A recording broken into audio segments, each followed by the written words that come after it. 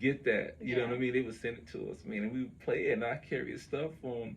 And then he let me drop my first needle, man. It was over, man. I was like, man, look here, homie. Like, this is what I'm about to do, man, you know? And I DJed for about, I'll say about a year and a half, tops, you know? And then military and back to locking people up and all this stuff. You have an accent. No, I'm from Chicago, but my family is from the Caribbean, right? And so it comes and goes or whatever, you know what I mean? But I enjoy being around people. Believe it or not, I love to stay home and do the stuff with my dog and all this other stuff that I do in my home, but I do like to be around people. I'm a people watcher. That's what we do. Watch people, watch behaviors, watch trends. That's what we do. True.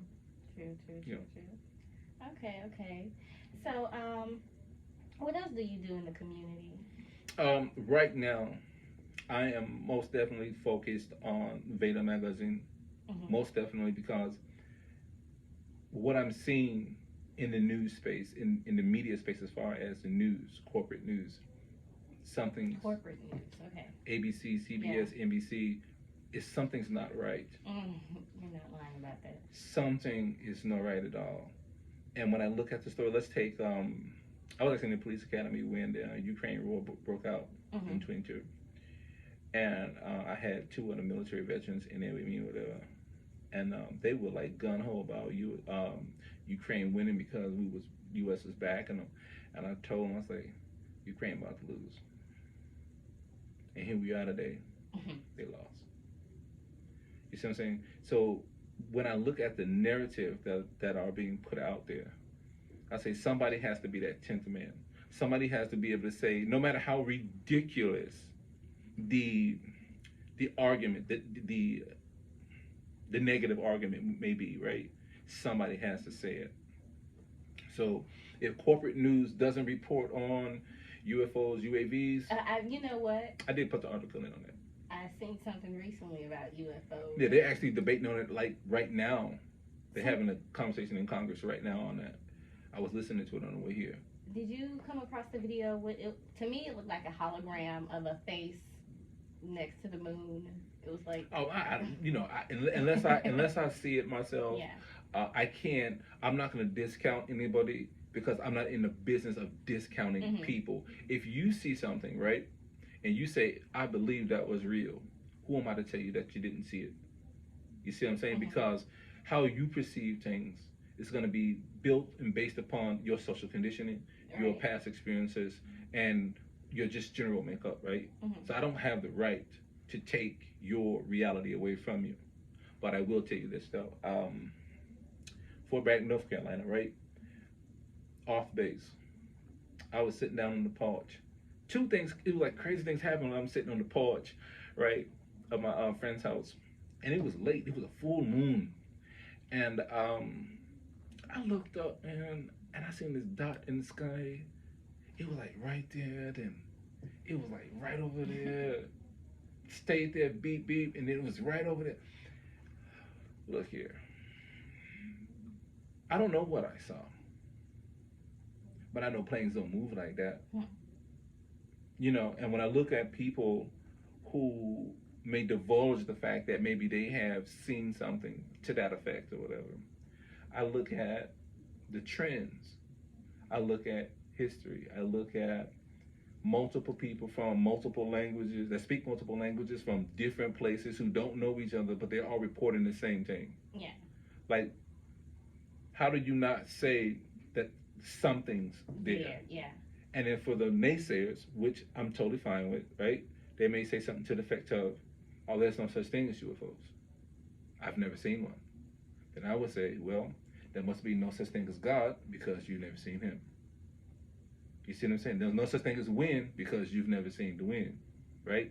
So you see that slippery slope that we start coming down. Yeah. You see what I'm saying? So I'm telling them, like, listen, don't be so quick to dismiss another person's thing. If you don't want to believe it, that's fine. No one's going to persecute you for that. Go about your business, find something else to talk about. But if you want to learn more, humble yourself and ask yourself, like, listen, hey man, can you tell me more? I'm not going to look at your phone, I ain't going to judge you. Yeah, I watch a guy named Dane Calloway on YouTube, Okay. and he talks into what people call it conspiracy theories type thing, and with the government, and how it's all reversed and the lies and things like that, the map and everything Yeah. basically, and laws, and yeah, how we are distracted because the laws that are being, going on the back end. And Well, it just depends on how you look at them, thing, man. Because people say, "Oh, people are being distracted. Distracted to do what?" You see what I'm saying? I'm not saying distractions don't happen because they do. There's misinformation, disinformation. There is just flat out lies. And there's a lot of You know what I mean? Yeah. I would tell people, I would say, listen, man. Again, unless you have proof, right? Because that is the only objectable way to really look at something is through proof.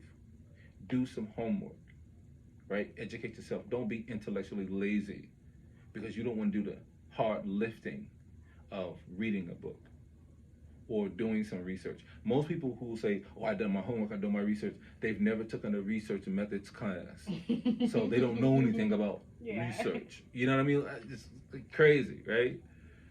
So take that with a grain of salt. You know what I'm saying? There's a specific way to do certain things like research. And then once that person knows what that is and they implement that, then they come to you and say, "This is what I found, this is what I have." That's somebody that you can entertain.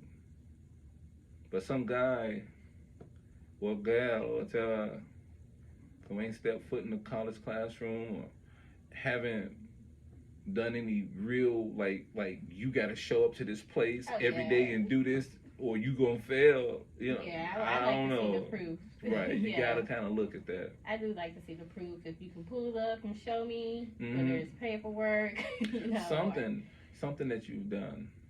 Yeah, because I like going back and learning the actual history of the world versus what we were taught in high school. Well, where you from here, man? I'm from here. Okay, so the way things. It's okay. Go ahead.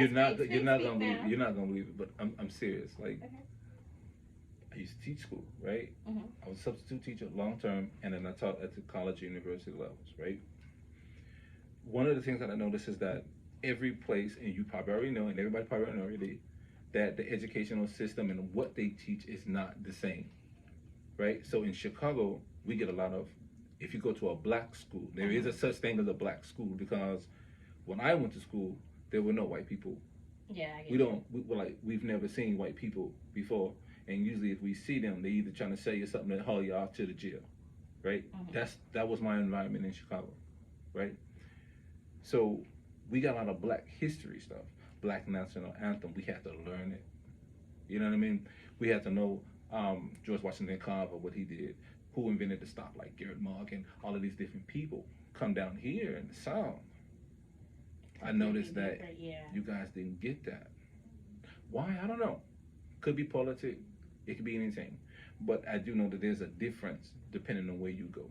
Mm-hmm. I get that, because even if you was to leave the United States and go through their history books, it's completely different. Like a lot of history, right? Yeah. Because even a lot of Africans, they don't even discuss slave trade. Don't even talk about it. A lot of people don't. They be like, that's not even what happened. It's not, slavery wasn't real type thing. Some people feel that way. Some people don't. Yeah, I get you. Depending on how you look at it. Right. You know, I would say, as long as, no matter what side of the track you're on, as long as you have a valid argument, and valid means that you thought this position out, right? And you can successfully defend. You ain't got to win or be right. It's not correct. Yeah. No, can you successfully defend whatever position you're standing on? That's a winner in my book. So if you come to me and say ain't no such thing as slavery, I'm going to ask you why. If you can defend it, okay, well, no such thing then. I'm good. Okay. Yeah, okay. I like that look on it, how you put it in a different perspective. Because, like, I'm still, I don't even want to say it, research. No, it's okay. It's okay. Well, I started out with like my own family ancestry, basically. Great place to start. And just wanted to know about my own history, my bloodline, and how far back could I go, and you know, looking at on what is it, Ancestry.com. Yeah. What them say? Just coming to find out, shoot, I'm not even we not from Texas. So, you know, most black people, foundational black people, right? They can trace it back to a breeding farm. Yeah. That's most black people in this country. When slavery was like quote unquote abolished or ended, they still needed a supply of slaves, so they would just have breeding farms to keep the supply going because they couldn't go over there and snatch people up or whatever. Yeah, and then I ended up finding out about family members that I don't even know and all that. Yeah, I'm like, oh, okay, I did. My grandmother said this before, and I was just too young to, you know. Yeah. Listen to your grandma, man. You'd be surprised when you sit down and you talk to people that have some age on them. See, that's the thing. That be the questions that if I still had my my grandparents, I would be asking all of those questions, because once I'm around my friends' grandparents, I get to ask questions about how was it actually back then at their time versus what we were taught how it was. Like, I can't just believe what that, you know, what we were taught growing in school. I'd be like, okay. I'd be like, I need somebody else to just, you get what I'm trying to say? Like, because it's not all true what they put all the time. Let me ask you this though. When you born? November 30th, 1990. Oh, I was born 1982, right? So the world you saw, even though it was like maybe 10, 12 years, right? It's vastly different than the world that I saw. I saw your world. I played in your world. You never played in mine. I get you. You know, and for all the millennials out there that are listening to Sound of My Voice, we had the best generation, period. Guarantee you. Because I don't care what anybody say, the 80s was the future. Anything after that, the promise fell short. Time did change. Like, I remember at the time, growing up, going to my grandmother's house, we can leave the door unlocked and we would be in front of the house or the back of the house, and just, you know, just being kids going in and out the house from playing in the yard, and we felt safe, you know, that nothing was going to happen. We can be outside, and once that street light come on, we're in the house, you know. Yeah. So just having the door unlocked, now you can't do that. You know, now kids can't be outside. It's not just people taking kids, it's guns and all kind of crazy things. You gotta kind of ask yourself, has it always been that way? Yeah. Right.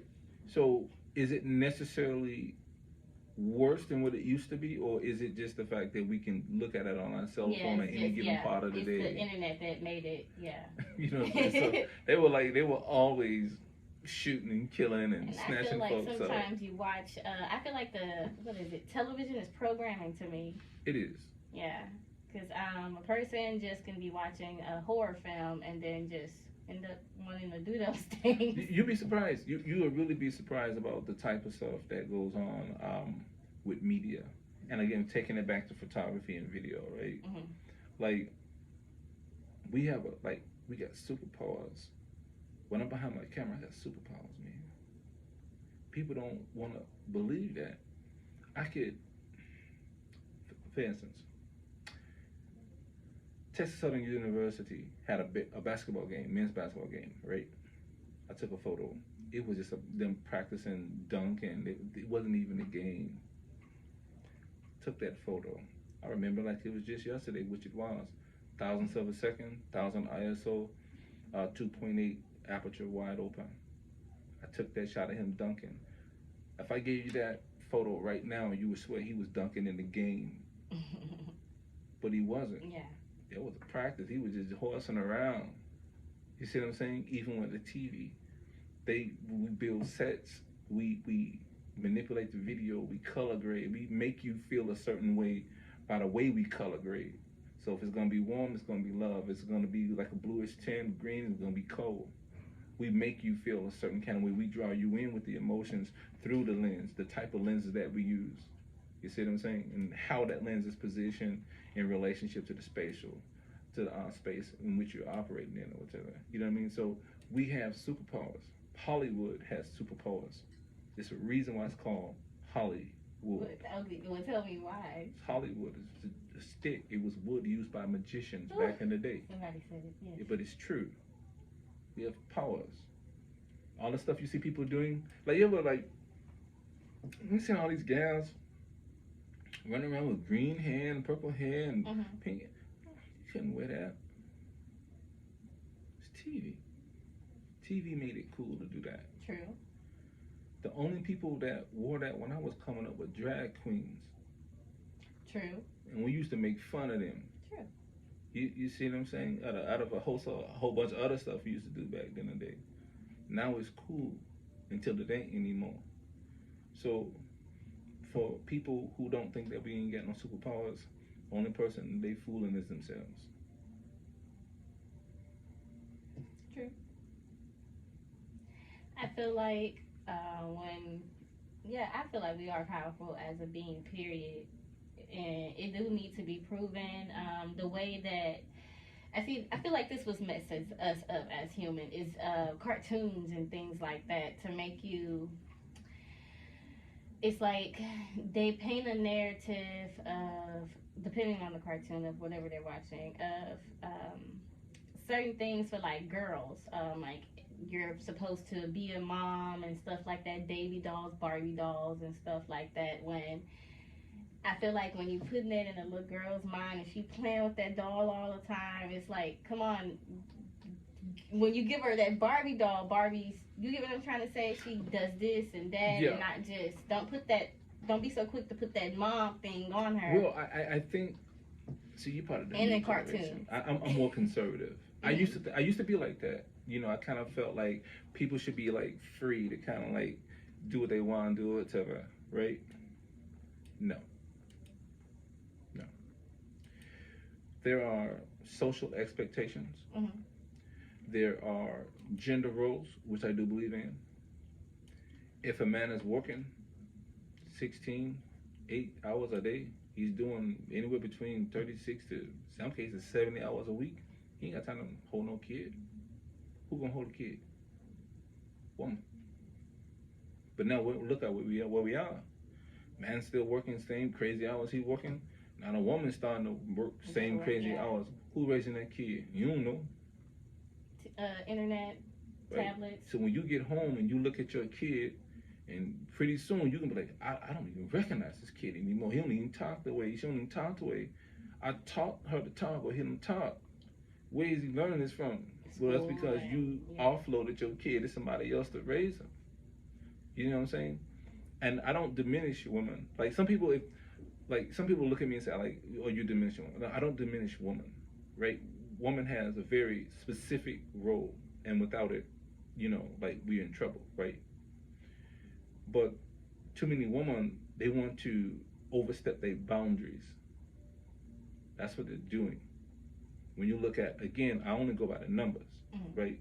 Look at the rate of single people, single woman, single children, with no one in home. Somebody's overstepping their boundaries somewhere. Can't have a man who's going to be big and burly and then have another woman next to him going to be big and burly. It ain't going to work. They're going to fight. And the woman going to lose because she ain't got the strength. Mm-hmm. So your superpower as a woman is your femininity. Your superpower, whether you want to admit it or not, is being weak. Because if you look at a man, he'll look at a woman who's weak and say, I got to take care of her. Right? I need to take care of this woman because she can't what? Take care of herself. But if you come across and you be, you know, independent and all this stuff, he's like, you got it. It's easier for him to say, oh, you got it, don't worry about it. You can open your own door. Well, a lot of independence these days is what you most likely gonna see. And that is what it transfers over to the modeling world. Right? I work with a lot of models. My first in Houston, and I'll never forget, I'll always stay true. to people in my past. Mm-hmm. I worked for a plus size modeling agency type girl. It was tough, right? I shot any and everybody. I didn't care who they were, right? That changed. But one of the things that I noticed about a lot of those women was that you couldn't tell them nothing. There's a standard in the modeling industry for a reason. A model is someone that you look up to aspire to be. That's why they're on the commercials. That's why they sell you the products. They say, hey, you should buy this because it will do this for you, right? Look at me, I'm beautiful, right? That's what a model is. Right. It's a full-time job, by the way. It is. Right? Diet, exercise, dressing right, knowing what the fashion is, going here, hair, makeup, nails, everything, right? But a lot of those women, you couldn't tell them, hey, listen, it's okay to start off as a plus-size model, but you don't have to stay there. Stay there, yeah. You see what I'm saying? You can't be a size 18 in 5-6 years talking about you need to make you $1 million trying to walk for Victoria's Secret. Now, Victoria's Secret tried it, but guess what? Their sales went down. Yeah. You know what they said? Look, we can leave this independent stuff alone. We can go back to the old school way. Because there's a reason for that. It's psychology. You see what I'm saying? So people have to understand, especially women, you have to be able to be shaped, molded, and corrected. Whatever we can't shape, mold, and correct, we can't protect. And so that's why you see women getting beat down in the street. Dude, just keep walking. You don't get involved. That's all on the internet, yeah. You don't want to get involved because he's like, I don't know what she did in that situation. Right. But I guarantee you, if she was being something other than that, she wouldn't be in that position. Mm-hmm. Have you ever managed any models? Like, have your own? I won't say I managed. I felt like they asked me to take over the company because she wanted to move on and do other things, right? I told no, I can't, because I can't say I'm gonna manage someone and I can't take you somewhere. That's not fair. You know, a lot of people, you'll find out a lot of times in Houston, people say, oh, I got this agency for the gals and agency for the models. Oh, yeah? Okay, cool. How much they make? Right. You go to New York yet? I had one guy, I'm going to tell his name. He said he got models in New York, Atlanta, D.C. I'm like, oh, okay, cool. He still owe me $500. Don't you hate that? I don't hate him. I hate him, but I just that happens. I let him talk. Yeah. I let him talk because I know for a fact, man, if you come on, it's a certain way people gonna move when they got that money. Right. They're gonna put that. In fact, they're gonna put that money in front of them, but they got it. You're like, yeah, and then let the money speak first. It always does. Right. Look, I tell you, man. And what I'm getting ready to tell you, I don't know how you're gonna take it. I'm gonna tell you the truth. Women are for sale. I don't care what anybody tell you. The best a woman gonna look is between the ages of 18 to 27. She for sale. It doesn't make her some streetwalker or anything like that. But a man will buy that woman. How he buy that woman? He take her off the market. He marry that woman. He do. We as men, we know what we want. When we want something, we gonna put that paper on it. That's what we gonna do. You see women walking around here, 35, 40, they ain't been married, that product bad. Okay? There's something wrong with that product. It ain't right in the water. He ain't about to buy that. That's a manufacturing defect there. He ain't right, Miss Silly.